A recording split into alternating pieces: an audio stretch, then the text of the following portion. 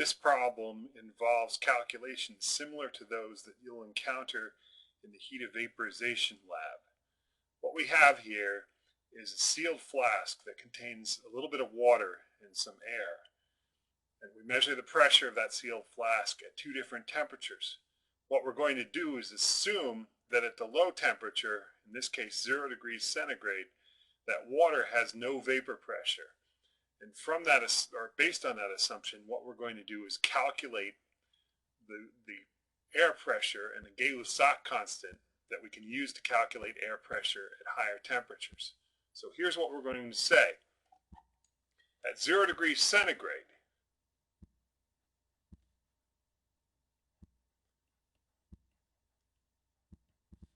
the total pressure in the flask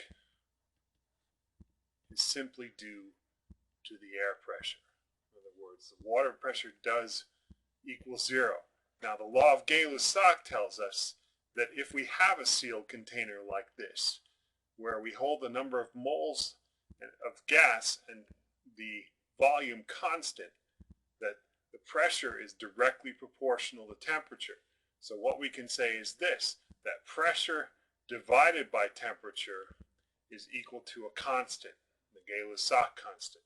So in this case, if we divide our pressure, which is 100 kilopascals at 0 degrees centigrade, by the temperature on the absolute scale, so this would be 273 kelvins, we will get our Gay-Lussac constant. Plug the numbers in and round off to the appropriate number of significant figures. What we get is 0.366 kilopascals per Kelvin for our Gay-Lussac constant. At higher temperatures, as water starts to develop vapor pressure, at least based on our assumption, then we can use this Gay-Lussac constant to calculate the partial pressure of the air inside the flask and then subtract that from the total pressure that's measured in the flask. So here's what we're going to do. At 35 degrees centigrade, we can use our Gay-Lussac constant to calculate the partial pressure of air.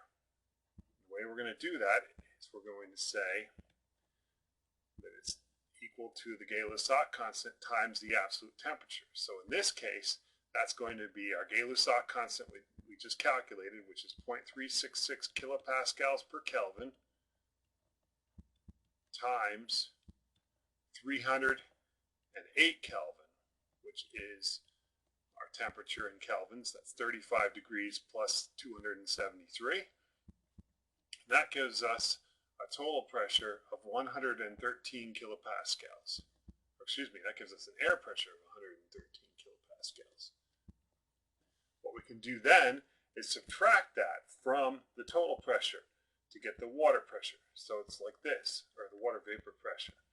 The vapor pressure of the water is equal to the total pressure inside the flask minus that partial pressure of air that we calculated from the Gay-Lussac constant. So in this case, our total pressure is measured to be 120 kilopascals, and our partial pressure of air is calculated to be 113 kilopascals.